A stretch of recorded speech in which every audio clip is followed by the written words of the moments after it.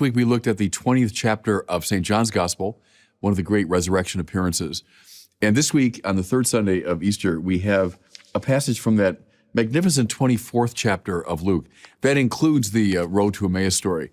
It's been called the sort of masterpiece within the masterpiece. Chapter 24 is just incomparably rich. And the story for today opens up with the two disciples having encountered the Lord and come to know him in the breaking of the bread. They've now made their way back to Jerusalem, and they've found the 11, and they tell him the great news. And then listen, while they were still speaking about this, he, Jesus, stood in their midst and said to them, "Peace be with you." So we saw this last week, didn't we? The risen Christ appears always on his own terms, in his own way. We have to avoid the Thomas temptation. Unless I see, unless I verify, unless things happen on my terms. Well, that's not the right attitude of faith. That's trying to manipulate the experience. No, the risen Christ always comes as a grace on his terms. They were startled and terrified, and they thought they were seeing a ghost. But he said to them, "Why are you troubled? Why do questions arise in your heart? Look at my hands and my feet, that it is I myself." There's again that motif we saw last week. Jesus says shalom, but he also shows his wounds. Don't forget what the sin of the world has done. Don't forget resistance to Christ. But that resistance is overcome by the ever greater shalom of the Lord. Then listen now as he presses on. "Touch me and see, because a ghost does not have flesh and bones, as you can see that I have." Now, what I want to do, everybody, is pause here, because as I mentioned last week, when we're talking about the resurrection, we're talking about the central point of Christian faith, the hinge upon which the whole of Christianity turns. So to understand what we're dealing with here is exceptionally important. Go back to this time and place. Go back to the Eastern Mediterranean first century. There were a lot of views floating around about what happens to us when we die. So stay first in a Jewish context. There are lots and lots of texts in the Old Testament, and this became a standard view for many Jews, that, when we die, we die. We simply go back into the dust of the earth. Dust, and to dust you shall return. Think of the psalmist who says, Lord, can the dust give you praise? He's saying, look, keep me alive. Now that I'm alive, I can praise you, but once I'm dead, I just return to dust. So one view is that this life is it. That's all there is. We die, and we die like any other animal. Another view within a Jewish context, you can see it in a lot of texts in the Old Testament, is that the dead go to a shadowy place called Sheol. No one wants to go to Sheol. No one is looking forward to it. It's not some place of fulfillment and peace. It's a kind of shadowy half-life. A bit here, if you look in the ancient Greek stories and myths, read the Iliad, the Odyssey. When the great heroes are doing their work here on earth, well, that's when they're in the bright light of the sun, and people can see what they do and can praise them. When they die, they go into a similar kind of shadowy underworld. They're around, but they're not, in the bright light of fame. They're not living life in the full sense. So that idea was also floating around in Jesus' time. A third view, and you can see it, for example, in the Pharisees. The Sadducees were the ones who said, no, when you die, that's it. You just go into the ground and that's it. But the Pharisees said, no, we believe in the resurrection of the righteous at the end of time. The idea here is that, people die, and then eventually, at the close of the age, at the end of time, the righteous dead will come back to life. That view was also around at the time of Jesus. And then broaden the perspective out. Look in the Greek and Roman world. You read the texts of Plato, and you find a view that, it's very interesting to me, is very common today. In fact, I think even a lot of Christians, if you scratch the surface of their belief, they're going to come up with kind of a Greek idea, which is this, that the soul, the spirit, is kind of buried inside the body. Plato says it's imprisoned there. And the whole point of the philosophical life and the spiritual life is to effect a kind of prison break. The soul can finally escape from the restrictions of the body. And then it can live on in this purely spiritual realm. As I say, I think a lot of even, Bible-believing people think of heaven that way, that I've somehow just left the body behind and now my soul goes on. You see that in Roman mythology and even in Roman public life. There was a view that some great heroes, like the generals and the emperors, after they die, would go up to the heavenly realm, live with the gods on Mount Olympus. There's a famous story about the Emperor Vespasian on his deathbed, and he senses death coming. And he says to one of the people, well, I think I'm becoming a god. So that was a Roman view, not unlike the Greek view, that, after we die, the soul escapes from the body. Now, here's the interesting thing, everybody, and I want you to listen carefully because this is the hinge idea, right? If Christ has not been raised, we're still in our sins. If Christ has not been raised, we're the most pitiable of people. So this is the hinge idea of Christianity. Notice, please, how none of these things that I've described is on offer here. So clearly not saying that Jesus died and then just went back into the dust of the earth. No, clearly not. They're talking about Jesus risen from the dead. They're not talking about Sheol at all. They're not saying, oh yeah, Jesus died and he went to Sheol and maybe his ghost kind of came up from Sheol. Remember that story? It's in 2 Samuel about the witch of Endor who calls forth the shade of the prophet Samuel.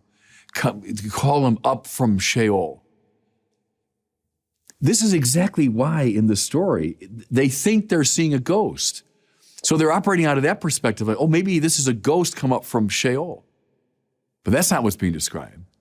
Nor are we talking about, oh yeah, when all the righteous dead come to life at the end of time. No, this isn't the end of time. This is in the middle of time. This happened to them around the year 30 AD. It happened in this identifiable place. They're clearly not talking about Jesus' soul escaping from his body and going up to heaven. They're not talking about Jesus becoming a god like Vespasian, the Roman emperor. You see the point? None of the typical ways of understanding life after death is on offer here. What are they saying? This Jesus, whom they knew, this particular Christ, whom they saw crucified. And there's this old theory, goes back to the 19th century, that maybe he didn't really die on the cross, he just swooned. Come on. The Romans were expert at putting people to death. And this is not someone who's staggering into their presence, barely alive. No. This Jesus whom they saw crucified appears to them alive. A ghost from Sheol? No, he says it. Does a ghost have flesh and bones as you see I have? Touch me and see. A ghost doesn't have flesh and bones. As he said this, he showed them his hands and his feet. We're not talking about some ghostly presence or, up there somewhere in heaven. No, this is the Jesus whom they knew. And then I love this detail because it's funny. While they were still incredulous for joy, beautiful phrase, isn't it? They were so overjoyed that they could barely believe it. He says, anything here to eat? So, just to emphasize the fact. And then they give him, we hear, a piece of baked fish, and he ate it in front of them. Remember that line from the Acts of the Apostles when St. Peter says, we who ate and drank with him after his resurrection from the dead. That line always strikes me because it's so visceral, it's so real. We who sat down and ate and drank with him. This is someone now appearing alive again in his body. Now, mind you, just like anybody else? Well, no, clearly, because as they were talking among themselves, suddenly Jesus appears in their midst. On the road to Emmaus, there he is with them, and then he disappears. Is there something strange and elusive about his appearance? Yeah. How fascinating, too, that very often in these accounts, they don't know for sure that it's Jesus. Remember that? And you think, unless that had really happened to them, they would have eliminated that from their account. They wouldn't have talked about that. I think that's a very vivid memory that he was so transfigured, even as he appears really to them in his body, he's still so transfigured that it took them a while to understand. Think of the story of the Transfiguration. It's Jesus, yes, the Jesus whom they knew, but now metamorphosed, now elevated, now becoming dazzlingly white. He's on the event horizon, if I can put it that way. He's on the event horizon between this world and the world to come. And everybody, this gives us, I think, a keen sense of what our hope is. Christian hope is not, hey, I live this world and that's all I got. No. We long for this fulfillment in heaven. Christian hope is not, I go down to shadowy Sheol. No. That I come to fullness of transfigured life, yes, in my body, but now elevated and rendered luminous and perfect. Not escaping from the body and going up to some spiritual realm. No. We look, don't we say, for the resurrection of the dead. We await the resurrection of the body, right? That's our creedal language. Not the escape of the soul from the body. No, the elevation, transfiguration of the body. Think about this, everyone. Go back to the beginning of the Bible. And we have God creating the whole material order in all of its beauty and variegated complexity. Do you think God just wants all that to just fade away? He's done all that and it amounts to nothing. The whole idea is to escape from all that. No. I'm creating a new heavens and a new earth. God wants to renew all of creation. He wants to renew the material order. All of that is implied and contained in this idea of the resurrection. St. Paul talks about the spiritual body. That's his way of gesturing toward this paradoxical reality. Paul, mind you, who saw him. Paul, who was the enemy of the faith, right, persecuting it. And then his whole life is changed because he met him. He met him on the road to Damascus. This is what we're talking about, everybody.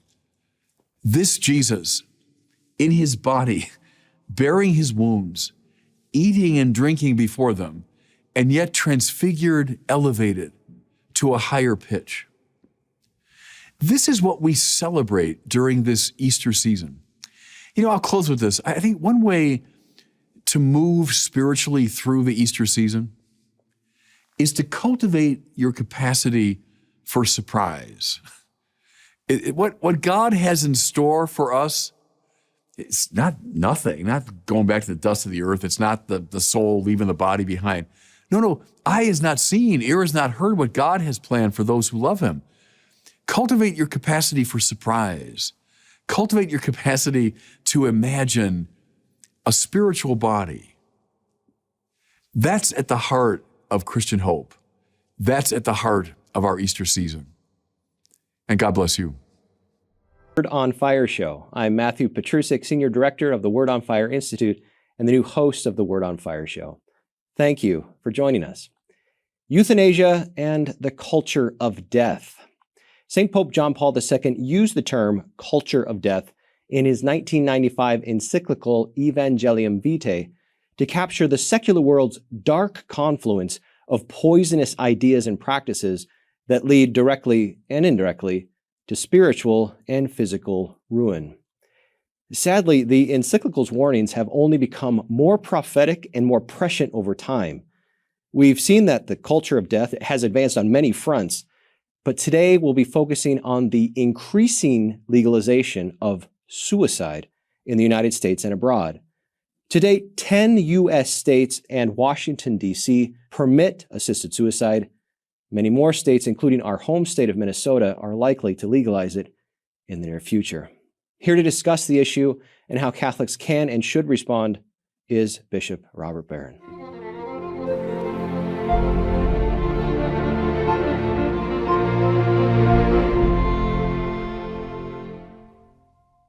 Well, Bishop, welcome back to the studio. Today we're talking about euthanasia and the culture of death, a rather dark topic. But before we get into it, what have you been up to recently? I heard that you recently did the rite of election. Rite of election, which is a great thing I've done now for the past 8 years as a bishop. It's when, candidates and catechumens preparing for either baptism or full initiation of the church gather usually on the first Sunday of Lent. And it's a lovely ceremony, really. And they come up and they sign their names in the book, then I sign the name. And it's kind of enrolling them now into this final stage of the process. And so I went to one of our beautiful churches down in Austin, Minnesota, and folks came from all across the diocese. So I always enjoy that. And then that night, I left from that to go way up to the Twin Cities to a retreat center, actually just a little bit east on the Mississippi, and had a retreat with my priests. So every couple of years up here, they do that. So I spent 3 really nice days with the priests of Winona, Rochester. And, we listened to talks and we attended the liturgy and just had a lot of, good fellowship together. So it was good.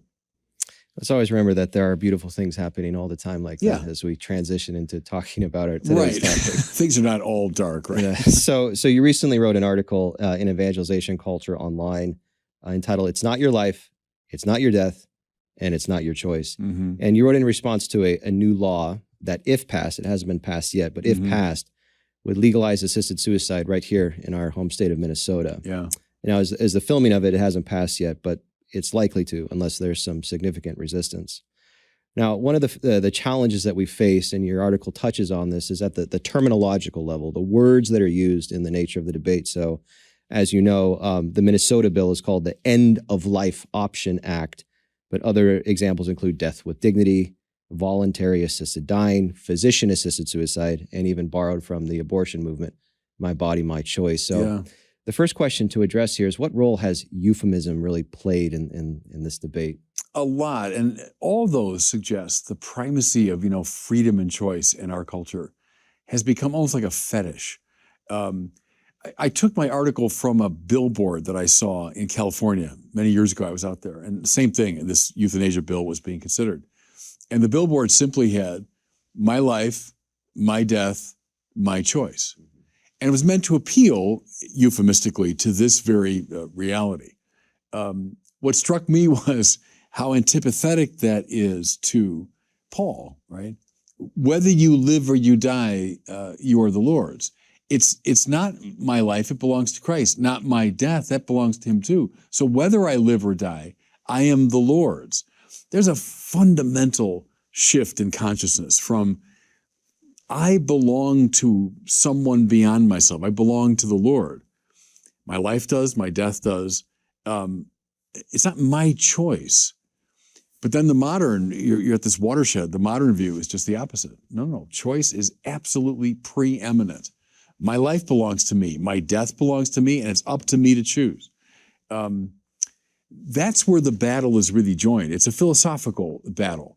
So we can talk about the particular issues, but it's a basic philosophical dispute between, do you belong to someone higher and beyond yourself, or are you utterly in your own possession? And we fetishize choice in our society. So pro-choice we associate with abortion, but that's a way of naming our whole culture. Yeah. In a secular way, we have a pro-choice culture. Hey, as long as I chose it, that's okay. You can choose what you want. I'll choose what I want. But see, with that kind of relativism, any cohesion to the society breaks down. And in fact, the door is open to profound moral evil. When you say, in the first place is choice. Well, why not I choose to kill you? I choose to eliminate you. I choose you're in my way.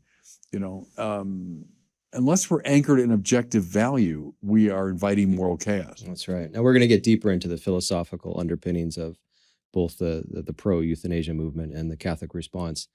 But sticking on this rhetorical point, just briefly, how should we describe the act of what they're calling assisted suicide or physician-assisted suicide? What's a good rhetorical strategy? How about the taking of an innocent life? Something that's intrinsically evil. Go back to our last conversation. When you lose that category, you're at sea morally. So if you name it for what it is, like, abortion, the taking of an innocent human life. Euthanasia, the taking of an innocent human life, I think is a far more descriptive term. And it's predicated upon this assumption of the intrinsically evil act. No matter how grim things have become, no matter how bad you feel, no matter what the good consequences might be, that act is in itself evil. And when the society loses sight of that, we're in serious trouble. So I would use that straightforward language of the taking of an innocent life. So turning now to the components of the philosophical debate, Yeah. pro-euthanasia advocates often appeal to two different principles. They mash them together, but they're actually two different principles to justify their position, the legalization of euthanasia. One is autonomy over one's own life and body, Right. and the other is compassion in the response to suffering. So before we dig in more deeply into each one of these and how they might be related to each other, what do you think these advocates have in mind when they're using autonomy and when they're using compassion? Yeah, autonomy is the supreme modern value. Autonomos, I'm my own law. I decide. I'm opposed to any form of heteronomy, a nomos that comes from outside of me. I'm the Lord of my own life. So I was saying that distinction between the California billboard and Paul to the Romans, that's the fundamental distinction. But see, autonomy is not the great Christian value. You might put it this way, for a Christian, theonomy is the value. So not heteronomy, meaning like, now you boss me around. This other person has control over me. That's heteronomy. Theonomy is, no, God, theos, is the nomos of my life. God is the law of my life. If I say that, well, I become truly free because God is the supreme good. And if God becomes the law of my life, then my life is ordered toward the good. And that's freeing for me. That's liberating. That's the key to the happy life, right? So it's not autonomy that we hold up, but theonomy. But see, we've been cowed, though, in our culture. We Christians, we're cowed into privacy. So we can whisper that value among ourselves. No, we should proclaim it from the rooftops. That's the value that truly liberates us, not autonomy, but theonomy. Compassion, to suffer with, is what the word means, compatior. Fair enough. I mean, sure, someone that's suffering either physically, psychologically, spiritually, yeah, I have compassion with that person. But press it. If I want to love that person, right, and that's the great Christian value. Love means to will the good of the other. It doesn't mean simply I'm emotionally identifying with you, or I'm sympathizing. That's what that means. I have the same feeling as you do. Fine, but the value is love. Love means willing the good of the other. So you can't say that I'm expressing love by killing you. I can't take your life, take an innocent life, and say it's an expression of love. So I'd press it that way. It's not autonomy that we want, it's theonomy. It's not really compassion in itself. It's love that we want. Those are the Christian values. In our contemporary culture, one of the issues is we've sort of lost our historical memory, and that includes the history of the development of ideas. Could you speak a little bit about the genealogy of the idea of autonomy and how really recent it is in terms of its both birth and now influence? Yeah, I mean, you want to go really deep with it. I think it comes from a misconstrual of the nature of God. So when God was seen, as I often say, as ipsum esse, as the sheer act of to be itself, in which all created things participate. There's Thomas's vision. When that's lost, and that happened for a number of reasons, and God becomes more of a heteronomous figure, outside. Think of deism that was very influential at the founding of our country. Well, for a while you might put up with that God, but after a time, you're going to find that God oppressive. And how at home we are with that language, like an oppressive power from outside telling me what to do. Well, as I'm moving in that direction, I begin to say, look, I don't want that heteronomy. I want autonomy. I want to be free. I want to be the one that disposes of my own life. The key is recovering a proper sense of God, where God is not an other that's hovering threateningly outside my freedom. But God is the deepest ground of my own being. God is, I often use the image of the burning bush, right? That as God comes close, the world becomes more beautiful and more luminous. That's why I like the way you're pursuing the question, because all of these things, they're moral questions, yes, but then keep going. They're metaphysical questions. They depend upon basic metaphysical perceptions. In this case, the right understanding of God is not a threat to us, but is the one that makes us luminous and beautiful. So let's now turn to the relationship between the principles of autonomy and compassion, still trying to understand the secular conception of them. Oftentimes they're presented together as if one implies the other. To be autonomous necessarily implies, showing compassion, and compassion implies autonomy. But are they really connected? For example, if we truly embrace the secular conception of autonomy, why would we limit assisted suicide only to those who are suffering, right? Yeah. Yeah, I mean, if you absolutize autonomy, then you're completely in charge of your own life, and you can determine what your values are, and you can make every decision you want. Sure. And if, look, I have compassion for the suffering of people, well, then why not put them out of their misery? Why not, out of compassion, solve the problem? But we can't stay simply within that little narrow framework. You've got to move into the proper moral and metaphysical framework about the good and the seeking and finding of the true good. That's the metaphysical issue.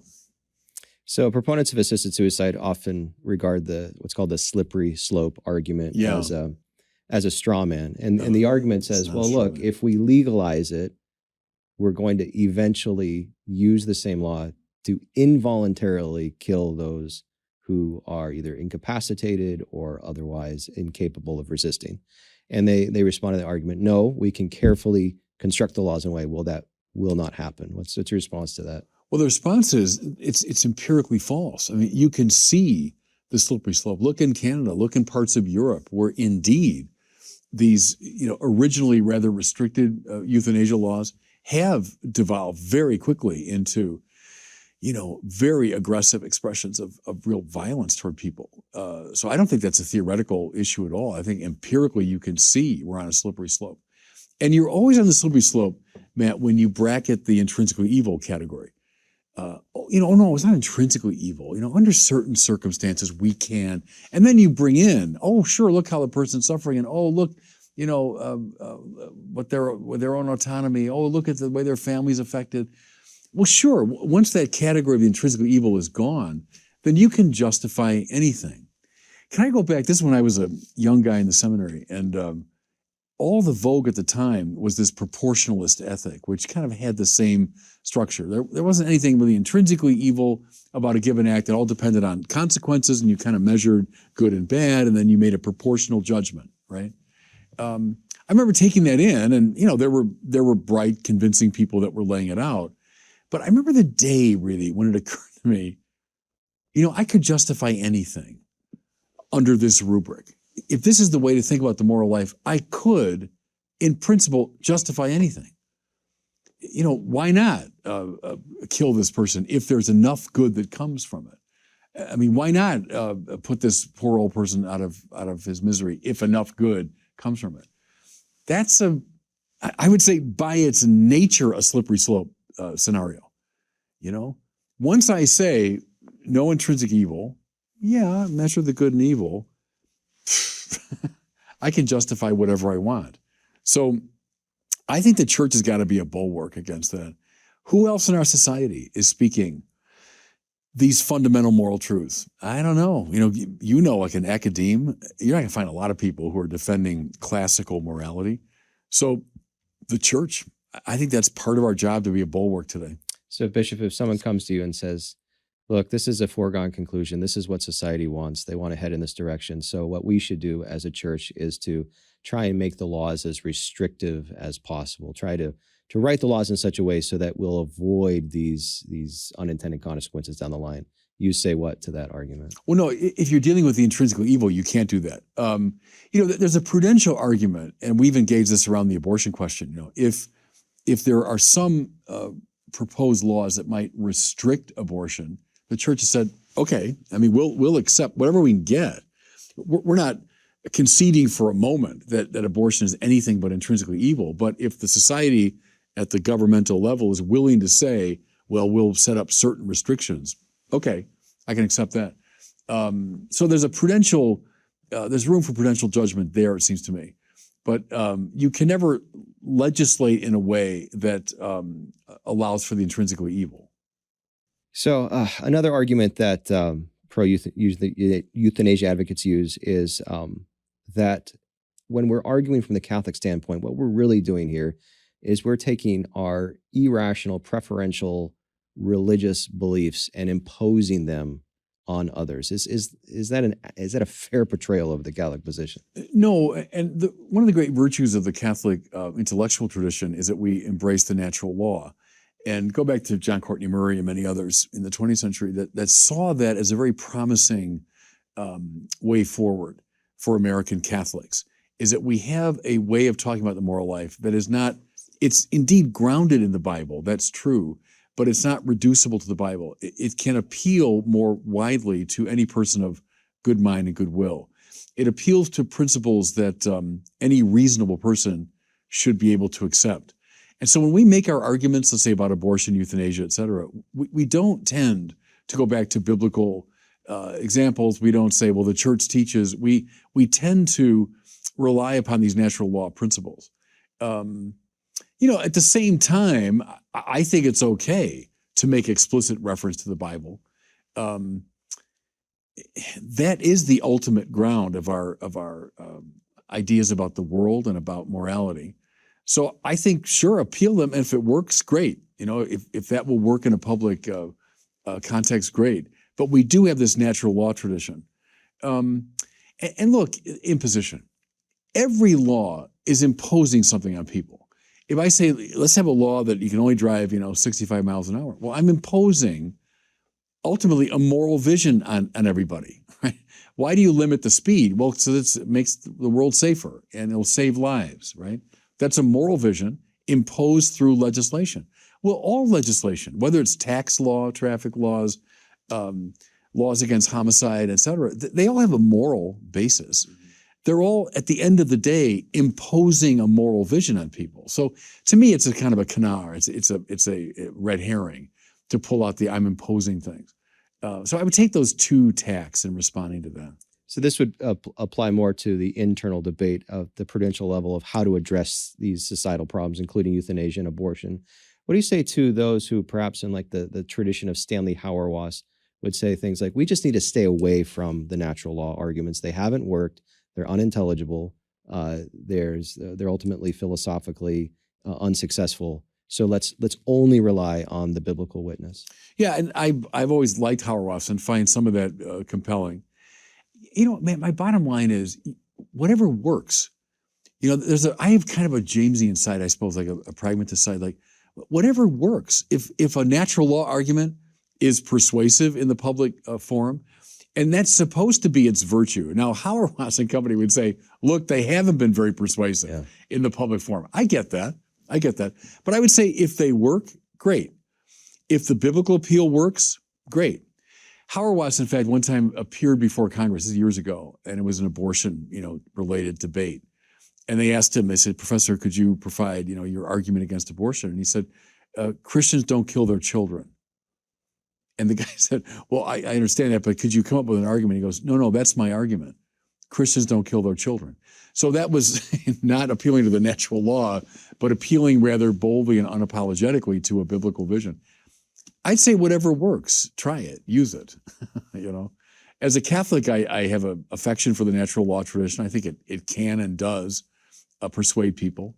Not always, and maybe the Bible is more compelling to the public.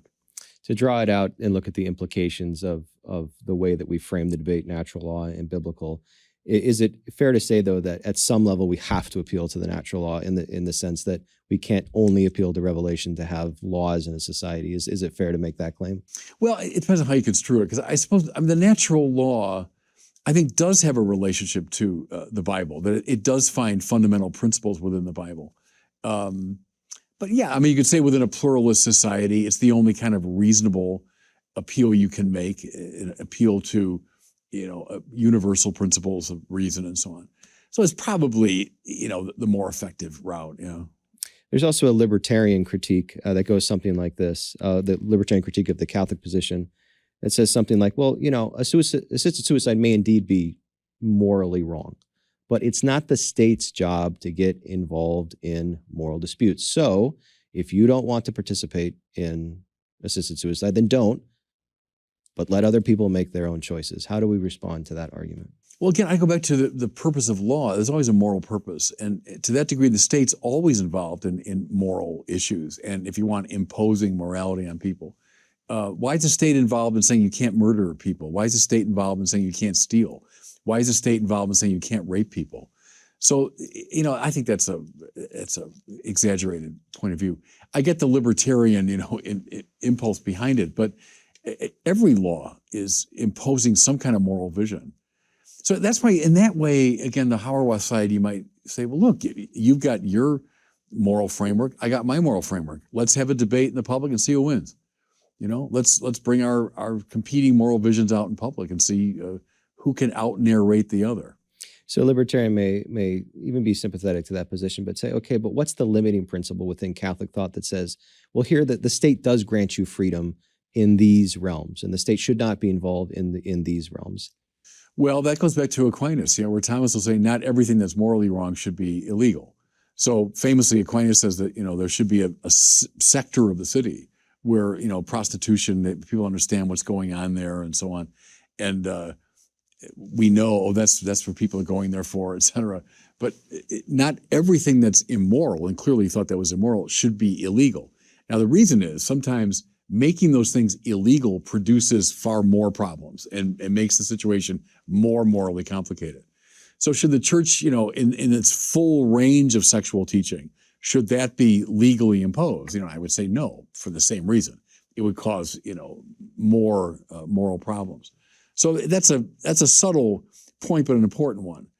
Yes, indeed, law is informed by morality, but not everything that's immoral should be illegal. And within that framework, what's a stable principle for determining immoral but legal, immoral, illegal? Yeah, there probably isn't, a super clear principle, except the one I articulated following Thomas, that in some cases making an immoral thing illegal causes more trouble in the society. It leads to greater division or greater, confusion, et cetera.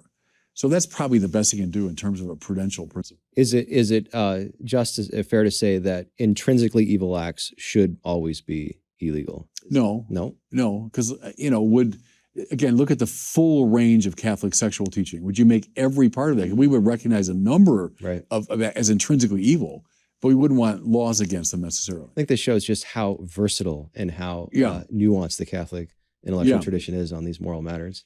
Yes, because it's a very old tradition and a very careful one. And someone like Aquinas, who represents a subtle view in whatever he says. But Paul VI said that, the church is an expert in humanity. And I've always liked that, I've savored that formulation. Given our 2,000-year history and great theoreticians, but also great pastoral people at the practical level of hearing confessions and so on, it's made the church an expert in humanity. And so we kind of have a feel for how these things should work. So to wrap things up, we've been responding to the deficiency of the pro-euthanasia position. But how can we state the Catholic view positively, including how we would give a particular response to those who perhaps do have a terminal illness right now, those who are in states where they have the active choice that they could make right now? What do we tell them? That they're loved by God and that life is beautiful and that they have dignity and that so their life should never be directly attacked. But also to emphasize that clinging to life in this world is not an absolute value. So the acceptance of death as a natural part of life, that's also a good thing. And so those who are opposed to euthanasia are not saying, by any and all means, cling to life. So the church talks about, ordinary and extraordinary means, for example, that we're not obligated to take any possible means to save our biological life. No, at a certain point, you can let go and allow yourself to die or allow another to die. We use that language.